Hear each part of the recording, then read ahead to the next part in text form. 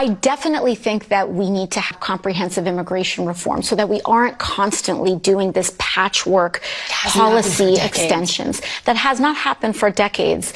But additionally, I think we also need to examine the root of this problem, because if we are constantly engaging in foreign policy that drives people to our southern border. In this specific instance, U.S. sanctions that were originally authored by Marco Rubio began and precipitated, certainly took a large part in the driving of populations to our southern border. Shortly after those sanctions, those broad-based sanctions. You're talking about Venezuela? Yes. Shortly after those broad-based sanctions were enacted, we started seeing dramatic increases in these populations that were coming to our southern border. And so we have to address the root of these population movements and the migration crisis.